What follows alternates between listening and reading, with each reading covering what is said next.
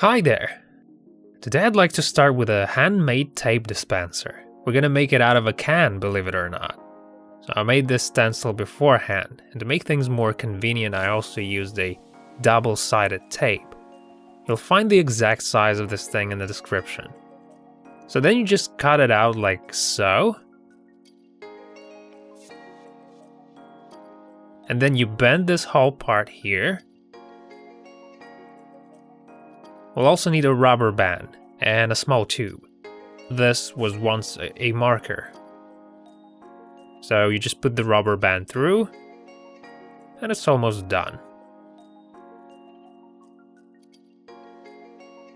The thing about tin plate is that it turned out to be quite thin, so I decided to shorten down the edges. Now let's see what it's all about.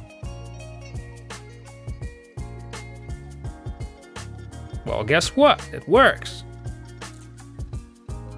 Now I'd like to show you how accurately you can determine the center by aid of a single pencil.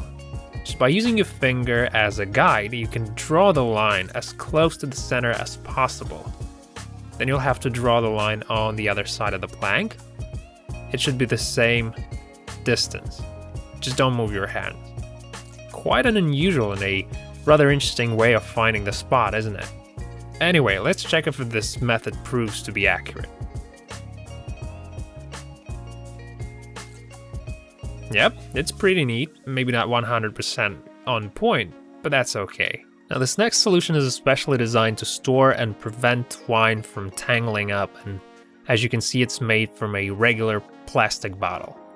So measure the height depending on the size of the twine ball. By the way, you can use the masking tape to make a more accurate cut. Cut it from the top, make a hole in the cap, then take a piece of twine and thread it through the upper part of the bottle. Put the pieces of the bottle together, and there we go. Pretty good, isn't it? There's no way it'll tangle now, huh? Talking about long wires and cables, I managed to force myself to keep them in check simply by doing this. And that's how it all stays in place. When we talk about putting and holding things together, it's always good to have some clamps. But what if you don't have any right at hand? Well, these things will do just fine. Just make sure they're all nice and tight.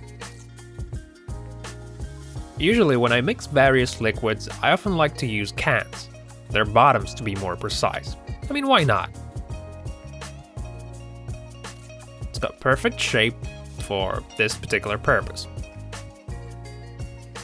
There's so many things you can do with a plastic bottle. For example, you can make a hole in the cap, and if you combine it with a tubeless tire valve, you'll get a perfectly reasonable batcher. See what I mean? You can keep glue in it, or, whatever you feel like it's good for. Alright, I hope you enjoyed watching this episode.